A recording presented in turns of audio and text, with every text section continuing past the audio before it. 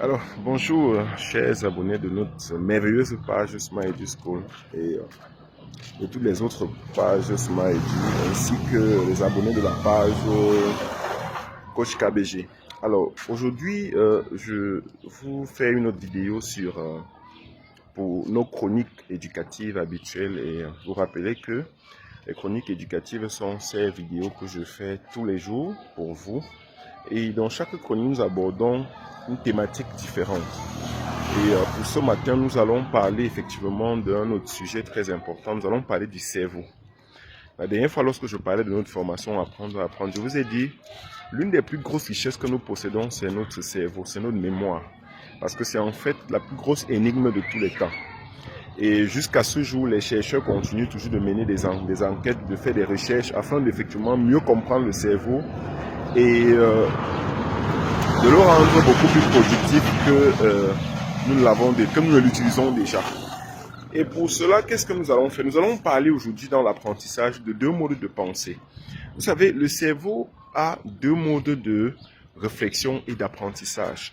Et ces deux modes sont utiles lorsque vous êtes en train d'étudier. Je rappelle que toutes ces vidéos que nous faisons sont destinées aux parents ainsi qu'aux apprenants. Parce que les parents, vous pouvez prendre ces vidéos et les faire regarder à vos enfants, les étudiants. En fait, toute personne dans un état d'apprentissage quelconque a besoin effectivement de toutes les vidéos que nous faisons. Donc, par conséquent, ce matin, nous allons parler des deux modes de fonctionnement du cerveau dans l'apprentissage. Nous avons le mode de fonctionnement diffus et le mode concentré. Voilà les deux modes de fonctionnement. Nous avons le mode diffus et le mode concentré. Alors, lorsqu'on parle de mode de fonctionnement concentré, il s'agit simplement de quoi? Il s'agit d'un mode au cours duquel le cerveau est focalisé ou alors concentré sur une seule tâche à la fois. Donc, à ce moment, le cerveau est focalisé, par exemple, sur la résolution d'un exercice. Ça, c'est le mode concentré. Et à ce moment, pour pouvoir justement être productif à fond, vous devez vous focaliser énormément sur la même chose afin de pouvoir dire ok, je peux avoir un résultat. Et rappelons également que le mode concentré ne fonctionne que lorsque vous avez étudié. Ça veut dire que si vous n'avez rien étudié, le mode concentré ne vous servira à rien. Vous aurez beau réfléchir, si vous n'avez pas étudié, en fait, vous n'aurez absolument rien. Voilà, ça c'est déjà la première partie qui est le mode concentré. Nous parlerons de la concentration un peu plus tard. Nous parlerons également de comment être concentré lors des évaluations ou pour toute autre chose un peu plus tard. Donc, abordons maintenant le deuxième mode. Il y a le mode diffus. Le mode diffus, c'est un mode dans lequel le cerveau se balade, pense à tellement de choses, et par moment, boum, à une révélation ou alors une solution à un exercice à laquelle vous avez déjà eu à penser. Voilà. Donc, je vous donne un exemple très simple. Vous vous retrouvez par exemple en train de faire un exercice, vous vous rendez compte que vous avez des difficultés, vous arrêtez de faire l'exercice et vous vous retrouvez par exemple en train de laver des habits, nettoyer des assiettes et subitement vous avez une autre idée qui apparaît, en fait, qui vous vient à l'esprit. À ce moment, en fait, ce qui se passe, c'est quoi? Le cerveau était en mode diffus. Ça veut dire il était en train de traiter l'information en arrière-plan, tout simplement. Donc, lorsque le cerveau entre en mode diffus, vous faites autre chose, mais le cerveau en arrière-plan, ça, ce sont les merveilles du cerveau. C'est-à-dire que lui, il est en train de traiter l'information, mais en arrière-plan. Vous avez souvent eu à utiliser les téléphones portables, on va vous dire, ok, faites cette tâche en arrière-plan. Ça veut dire que la tâche continue de fonctionner de façon même inconsciente. Ça veut dire que vous faites cette chose-là, mais vous n'êtes même pas conscient que vous êtes en train de la faire, en fait. C'est donc important d'être acteur de son apprentissage. Parce que lorsque vous êtes acteur de l'apprentissage, on vous donne toutes les clés nécessaires pour faire que votre cerveau, en fait, puisse fonctionner au sommet de son art, en fait. Et de vous rendre encore plus productif qu'aujourd'hui. Et de faire que l'apprentissage ne devienne pas un fardeau dans lequel vous aurez du mal effectivement à vous en sortir. Et beaucoup me disaient tout le temps, lorsque j'étudie, j'ai mal à la tête. Lorsque j'étudie, j'ai des violents maux de tête. Et moi, je leur dis toujours, moi, quand je fais tout ce que je fais, j'ai pas de problème de maux de tête. Simplement parce que moi, je fais tellement de choses à la fois. Et je vous assure, j'ai pas de maux de tête. Je peux étudier toute la nuit jusqu'au matin, je n'aurai pas de maux de tête.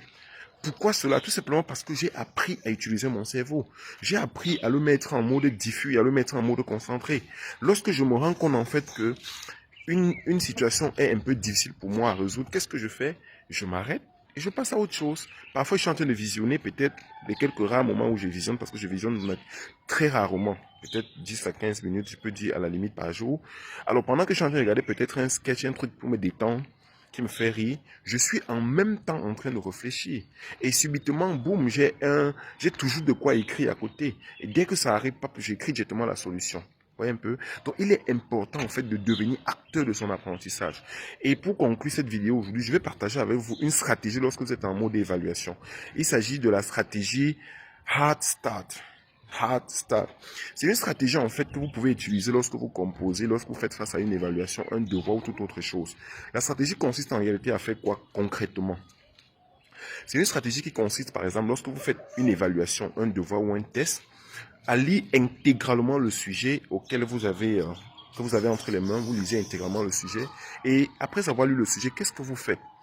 La prochaine étape, c'est de commencer par l'exercice le plus difficile. C'est-à-dire que vous avez fini de lire, vous commencez par l'exercice le plus difficile. Et dès que vous avez pris l'exercice le plus difficile, dès que vous êtes coincé à l'instant, c'est-à-dire déjà pendant que vous lisez l'épreuve, vous devez prendre des dispositions. Vous devez lire l'épreuve en essayant de noter les exercices les plus faciles et les exercices les plus difficiles.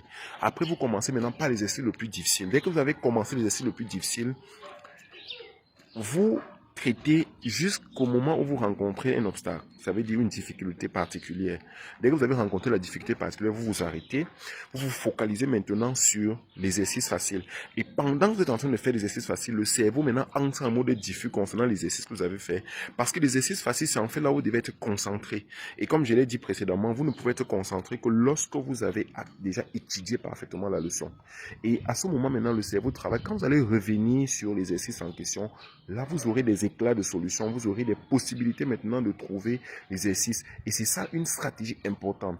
Je suis conscient qu'on vous a toujours dit lors dans vos apprentissages de commencer par l'exercice le plus difficile, par l'exercice le plus facile parce qu'on vous donne des raisons. Mais en réalité, c'est une mauvaise stratégie. La stratégie Hard Start est l'une des meilleures stratégies pour pouvoir étudier. Nous aurons également à parler de la stratégie Easy Start, c'est-à-dire qui consiste effectivement à commencer par l'exercice le plus facile. On va vous donner des clés pour pouvoir mieux étudier. Donc, toutes ces stratégies dont je suis en train de parler ici seront développées lors de notre formation L'Art d'apprendre, qui est une formation qui s'écoulera sur 1 mois et qui va vous donner toutes les clés nécessaires pour maîtriser l'apprentissage et être un apprenant parfait ou alors un apprenant de haut niveau, un apprenant qui pourra justement être plus productif dans les évaluations, plus productif dans les devoirs et plus productif dans l'apprentissage, en gros. Et je continue de vous dire, il y a encore quelques places disponibles pour cette formation. N'hésitez pas à contacter les numéros qui sont mentionnés, qui sont épinglés avec cette vidéo. Et vous pourrez naturellement bénéficier de cette formation-là au prix de 10 000 francs. Voilà, je rappelle que la formation, c'est une formation qui coûte 10 000 francs. Vous aurez à travailler sur pratiquement 5 modules et à la fin de la formation, vous pourrez également recevoir un document qui va vous permettre effectivement de pouvoir, que vous allez remettre aux parents à la maison parce qu'il faut dire que les parents sont également des acteurs majeurs de l'apprentissage. Parce que lorsqu'on parle d'apprentissage, nous avons les parents qui sont acteurs, nous avons l'établissement acteur et nous avons vous-même qui êtes acteur. Donc il est important effectivement de vous inscrire à cette formation-là afin de recevoir toutes les clés nécessaires qui vous permettront effectivement de dominer votre apprentissage, de sécuriser votre année scolaire et de réussir votre examen. Alors n'oubliez pas de vous abonner, de partager nos publications et donnons nos rendez-vous dès demain pour une nouvelle chronique éducative. Et demain, je l'ai dit, nous parlerons de la place de la spiritualité ou alors de la prière dans la préparation de votre examen. Est-ce qu'on doit prier pour l'examen? Est-ce qu'on doit aller bénir les bics? Est-ce qu'on doit jeûner? Est-ce qu'on doit faire les neuvaines? Quelle est la place de tous ces éléments-là dans notre apprentissage? Quel type de prière on devrait faire quand on est chrétien et qu'on prépare un examen? Comment est-ce que le parent doit prier pour son enfant? Ne manquez pas la vidéo de demain parce que vous allez avoir en fait toutes les réponses à ces questions-là. Sur ce, je vous souhaite une excellente journée et bon début de week-end à tout le monde.